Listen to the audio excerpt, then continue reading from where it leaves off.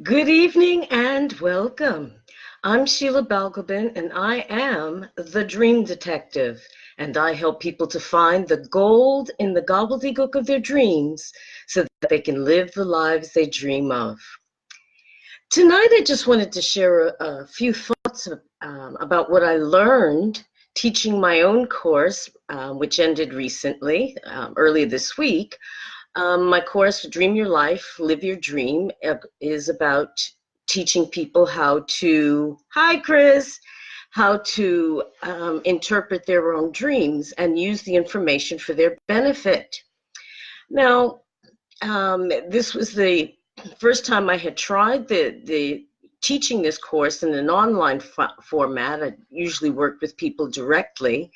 And that brought its own attendant issues and niggles. But in the end, it was a way of bringing together people from different parts of the country. One student was from Scotland. Um, Another was down near Brighton, and another was in London. So there were students coming together from all corners, if you will, of the UK. And that was an interesting experience in and of itself. But what I found is that I wasn't just participating in an activity that I love. I love to teach, and this course, because it's part of me, is very dear to my heart. But I learned some important things as well, and I'd just like to share a few of those things with you.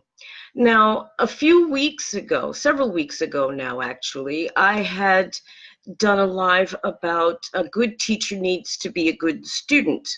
And that's what this course was reminded me of, that in order to be the best teacher I could possibly be for my students, that I needed to be the best student and listen. So I was constantly listening to my students, constantly asking for their feedback, constantly asking for their opinions, because they were teaching me how to serve them better. And I think anybody who works with people, which is virtually everyone on the planet, you have to be able to learn to listen and take into account what people are saying. Now, it may not always be relevant, it may not even be helpful, but I think it's important that everybody be given the respect that is due them and to listen to what they have to say. Now, what you do with that information is up to you, but it's important for anyone who's, particularly when they're teaching, to listen as well. I don't know about you, but I remember going through school and through university and all the rest of it, and having some professors and teachers who just didn't listen. They were bad students. They weren't listening. So that was the first thing that I learned. The other thing that I realized or remembered is that this course is constantly evolving, constantly changing. It's not monolithic in any way. And we have to be flexible and not so hidebound and so rigid in what we think things ought to be like, that we miss an opportunity to be able to uh, improve things, or to go in a slightly different direction that is, relatively speaking, a better one. So flexibility is also something that I was forcibly reminded of, whether it was because of glitches on the internet, or it was something that I put in the course that maybe needed to be moved around or didn't need to be there. So it was about learning on the go, learning on the shifting on the fly, because that was the way that I not only kept my students involved, but made sure that I was responding to what was being told to me or indicated to me. The other thing that I learned is that this is really, really, really what I need to be doing. And I talked a few weeks ago about the universe leaving breadcrumbs in our path to show us the right way to go or where we need to be looking. And not 3 days after the course finished, I get a call from a mentor of mine who set me on this path, who needed help with some dreams. And I was just blown away by that. It just seems like, it's come full circle. The person who kind of acted as the catalyst to bring me to this point is now showing her faith in me by coming to me and asking my professional opinion about dreams. And that was a salutary lesson for me. That was a huge breadcrumb from the universe stating that, yes, you are definitely on the right path.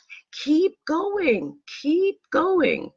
And so I feel as each day passes, as each week passes, as I get back the feedback from my students, and you'll be seeing some of that in the days to come as they give their own take on the course and what they got out of it. But it was just such an experience and such a privilege to be able to work with such a wonderful bunch of people who were so willing and open and honest about what they thought about things and what they thought worked and what didn't work. That, again, if I had been kind of in this place of arrogance that I know what's best and it's my course and being really precious about it, I would have missed something really, really important. Not only building a relationship with my students, but taking on, excuse me, taking on board constructive criticism, which has actually improved the course. You see? So again, I come back to the point that a good teacher is a good student and listens. So the other thing that I learned is that a course, creating a course is not necessarily an individual effort. Yes, I came up with the idea. It was part of who I am. It was just using who I am to do what I love. But it was also a collaborative effort. There are many, many, many people who are behind the development of my course, starting from, like I said, my mentor, one of my wise women who set me on this path, and my fellow wise women who keep me on my path. And not the students who take the courses and critique the course and help me to improve the course are also important collaborators. My course partners who are delivering different parts of the course are also an integral part of the success of the course. So it's when you look at any course that anyone has created, there are a number of people behind that face, that one person who created the course or whose name is on the course. And don't let anybody tell you any different, because there's a whole host of people that have to be brought into play in order to present a course, be it a small one or a large one. It takes a hell of a lot of organization and checking and rechecking and being diligent, doing due diligence and research and all the rest of it. And I'm still learning to be able to market this course. I had to buff up my marketing skills and create a customer avatar. Not only a customer avatar that I liked and wanted, but an avatar of the kind of customer I didn't like or want. So the process of creating this course is still unfolding. It's still evolving, it's still changing, and I'm sure a year from now, if I were to have have a live again about this subject, that the course will have not in its heart have changed, but certainly ways in presenting it will have changed as technology and other things move on.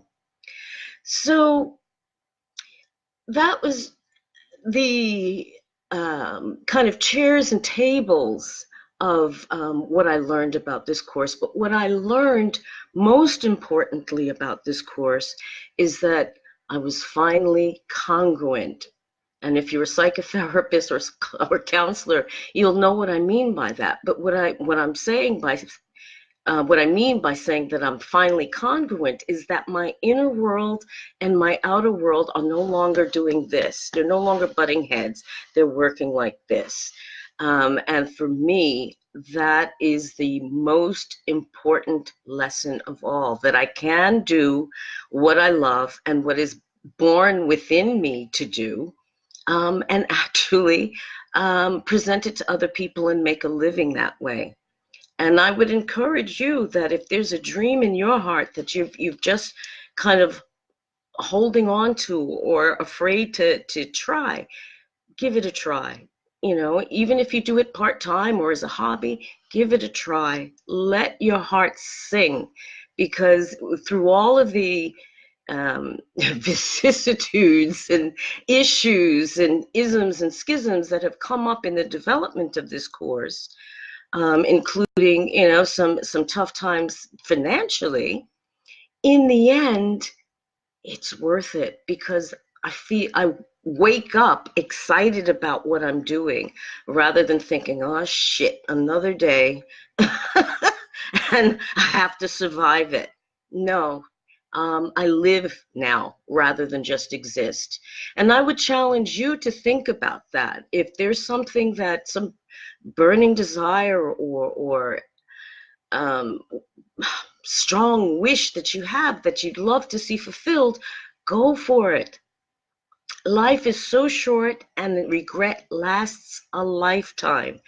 Go for it. And if there's only one thing you can take from this life, take that life is short and regret lasts a lifetime. So take advantage, go for the gusto, do it now, because tomorrow may never come and you will have never tried and you will live with that regret.